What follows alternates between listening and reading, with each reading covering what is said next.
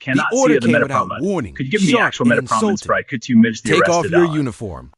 She stood in the center of the briefing room, shoulders squared, eyes calm. Then she smirked. You just told a Navy SEAL to strip. That single line froze every officer in the room. None of them knew who she really was. None of them realized the storm they had invited into their ranks. And none of them understood that the quiet woman they mocked was the most qualified soldier on the entire base. Asterisk, asterisk. What city are you watching from today? If this story resonated with you, hit subscribe for more real stories about extraordinary people. Asterisk, this story is about a young operative who was ordered to surrender her dignity, unaware that she outranked everyone who challenged her. She arrived at Fort Ridgeline on a cold morning, carrying a simple duffel bag and wearing a standard training cadet's uniform. Most assumed she was another transfer. She kept her posture straight, her expression neutral, and her name tape hidden under a patch of dust that conveniently refused to come off. Her name was Alina Rhodes. What no one knew was that her true rank was far above anyone present. She had been sent to the base under quiet orders to observe misconduct among mid-level instructors. Her command wanted unfiltered reports, and the only way to get them was to place her among the people they suspected. From the first hour she set foot on the grounds, the energy shifted. Some instructors viewed her with annoyance, others with amusement. A few cadets, unaware of her status, whispered among themselves that she looked too soft for military life. Alina ignored them. She had faced far worse than idle gossip. During physical drills, she outpaced every trainee without breaking rhythm. During tactical exercises, she saw scenarios faster than the instructors could brief them. And during combat simulations, she delivered clean, precise takedowns that left even seasoned soldiers blinking in disbelief. But instead of respect, she received resentment. One instructor in particular, Captain Dyer, watched her with a growing scowl. He had built his reputation on harsh dominance. A trainee outperforming him was something he never tolerated. Her calm efficiency irritated him. Her silence challenged him.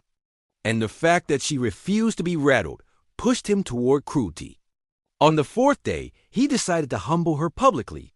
During an inspection, he paced in front of the assembled cadets with a swagger that demanded applause.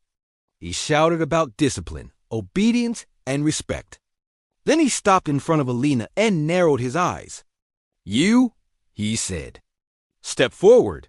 She obeyed, steady and silent. "Your uniform looks worn. Your boots are scuffed. Your rank patch is unreadable. That is unacceptable.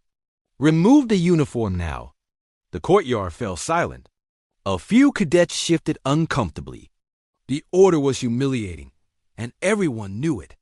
No soldier should be told to strip in front of a formation. But Captain Dyer enjoyed using humiliation as a weapon. Alina met his stare. A small, controlled smile pulled at the corner of her mouth. "You just told a Navy SEAL to strip." The air tightened. Dyer's confidence faltered, then returned as disbelief. "You expect us to believe that?" Before she responded, a voice echoed from behind the formation. "I believe it." A tall man approached, insignia glinting on his collar. Commander Hawley, one of the highest-ranking officers in the region, walked toward them with measured steps. He stopped in front of Alina and saluted her. Not a casual nod. A full, sharp salute. Every jaw dropped. "Lieutenant Commander Rhodes," he said, "your presence here is an honor." Gasps rippled through the formation. Captain Dyer's face drained of color. The realization hit him with the force of a falling mountain. The woman he ordered to strip outranked him. The soldier he ridiculed was special operations.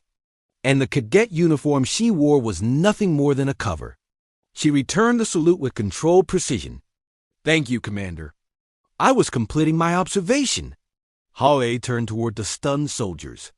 "Lieutenant Commander Rhodes has served in multiple covert operations. Her service record is classified and exceeds anything most of you will witness in your lifetime." His voice hardened. "She was sent here to evaluate the integrity of your leadership. What she found will be forwarded to higher command immediately. Dyer tried to swallow his panic. Commander, this is a misunderstanding. Hawley stepped closer. You ordered a Navy SEAL officer to strip in front of a formation. There is no misunderstanding.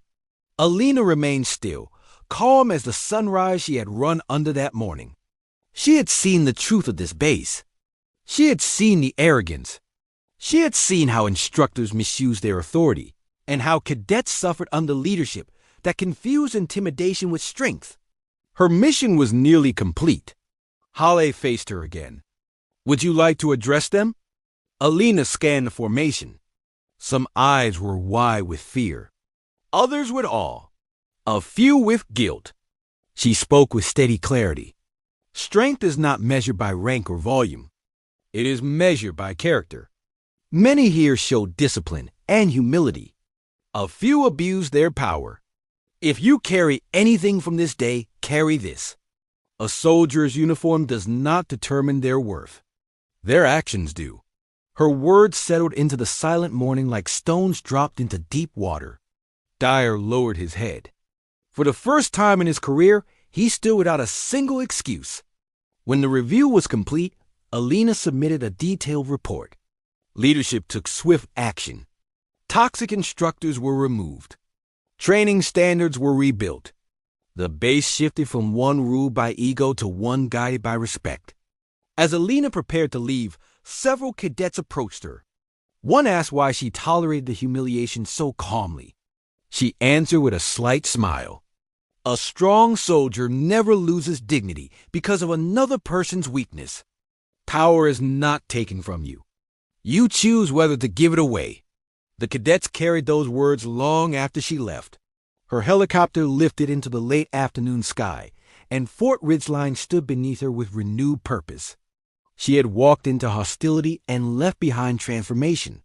Her journey reminded everyone who witnessed it that true strength is quiet, steady, and grounded in honor. And the base would never forget the day a disguised Navy SEAL turned an entire command structure upside down with nothing more than courage, discipline, and a single unforgettable line. What did this story make you feel? Where are you watching from? Subscribe to Soul Relief Stories for more real stories that heal the heart.